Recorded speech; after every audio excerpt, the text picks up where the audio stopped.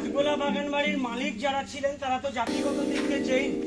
এটা জৈন ধর্মের প্রার্থনা রূপ। আমরা যেমন বলি গুরুদেবের বাড়ি বা পীর বাবার বাড়ি, এরা গুরুজিকে দাদাজি বলে, তাই ঘরটাকে দাদা বাড়ি বলে।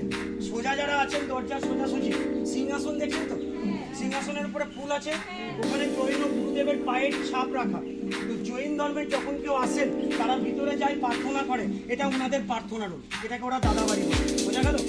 জৈন ধর্মের শিবকে পুজো করা হয় ভৈরব রূপে, দুটো শিবেরই মূর্তি, বটুক ভৈরব, কাল ভৈরব।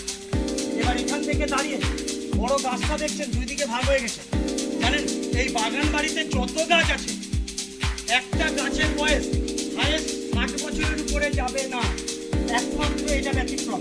155 প্লাস নবাবিকালের স্মৃতি নিয়ে বেঁচে আছে। এটা একটা ফুলের গাছ, এই ফুল থেকে আতর তৈরি হয়, নামটা চাপা, ভিতরটা ফাঁপা, সাইডে বাগান, সামনে আগান।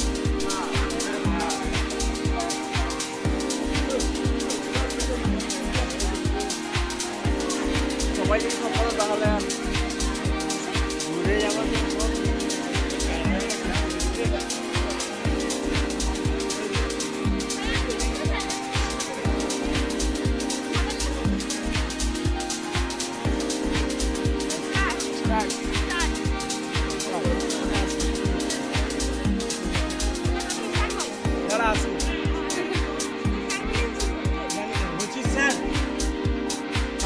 বাগান বাড়ির দেখার এরিয়া আপনাদের লাস্ট, কাঠগোলা বাগানে দেখার লাস্ট এরিয়া এই জৈন মন্দির অব্দি। তো মন্দির সকলেই জানেন জুতো করতেই হবে, বাধ্যতামূলক।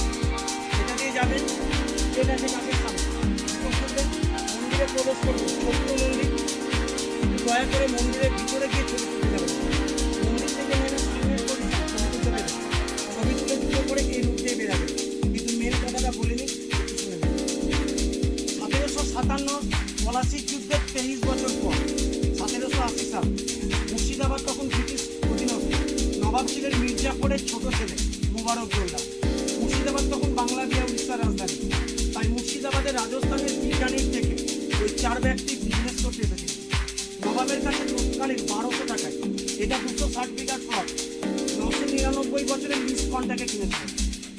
কিনে প্রথম ব্যবসা শুরু করেছিলেন কাঠের ফার্নিচারের, এবং চাষ হতো চারিদিকে আমবাগানের বদলে গোলাপের, তাই গোলাপ এবং কাঠ দুটো কথাকে ব্যবহার করে নাম দিয়েছিলেন কাঠ গোলাপ ফুলের বাগান বাড়ি।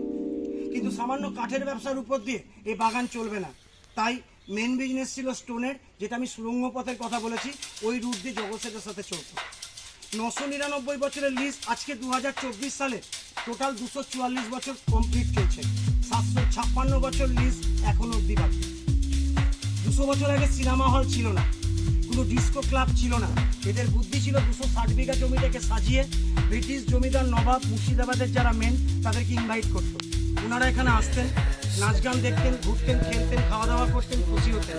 ফিরে যাওয়ার সময় ইনারা ওনাদের কাছ থেকে বিজনেস সুবিধা থেকে আদায় করে দিতেন। বিজনেস কম্পিটিশনে এরা নাম্বার 1, তাই এটাকে বলে বাগান বাড়ি। তো 200 বছর আগে যে গেট দিয়ে আপনারা বর্তমানে প্রবেশ করলেন, নবাব ব্রিটিশ জমিদাররাই প্রবেশ করেছে ফার্স্ট গেট। এতে ডিজাইনটা দেখেছেন, তারা গোটা মুর্শিদাবাদের গোটা প্রবেশ গেট এত সুন্দর। নবাব ব্রিটিশ জমিদাররা প্রবেশ করলে তাদের সম্মানে গেটের উপর থেকে ছানাই বাঁচত, পৌঁছে গেল। কিন্তু এখন নবাবী যুগ নাই, তাই নবাব গেছে মোড়ে, হাতিও গেছে সরে। একটাই গেট, টিকিটের দেখুন 30 টাকা রেট, বাইরে আপনাদের গাড়ি। এবার বাকি জিনিসগুলো দেখে বেরিয়ে যাবেন।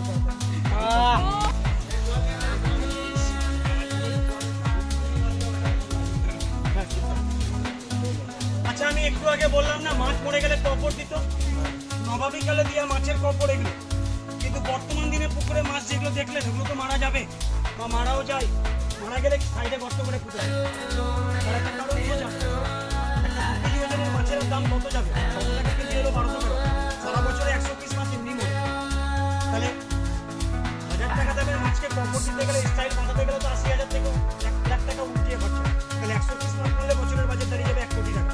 সম্ভব না, তাই এখন মাছ মারা যায়, নিয়ম তো বাধ্যতামূলক, কপড় দিতেই হবে, সাইডে পুঁতে দেবে। এগুলো আগেকার স্মৃতি বাঁচিয়ে রাখা মাছের কপড়।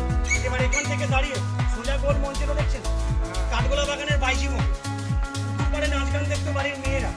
মেয়েদের পার্সোনাল সম্মান ছিল, তাদের সংগঠনের জায়গায় তো কোনো পুরুষ মানুষ যাবে না, তাই ফ্রি ব্রিটিশ জমিদার নবাব এ বাড়িতে যারা আমন্ত্রিত অতিথি হয়ে আসতেন তারা অ্যাকচুয়ালি সেখানে নাচ দেখতেন। ওই দিকটা মেয়েদের জন্য, এদিকটা ছেলেদের জন্য।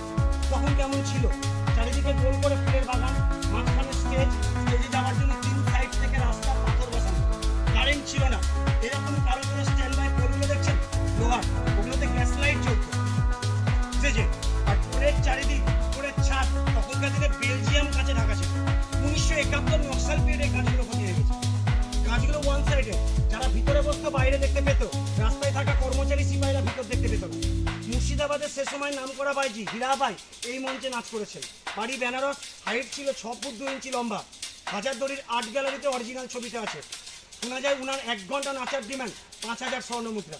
তখনকার দিনের 5000 এখনকার দিনে হয়তো 5 কোটি টাকার সমান। তো ওটাই ছিল সেই নাচমহল। ভেঙে গেছে, নতুন নাম দিয়েছি ফাঁকা মহল।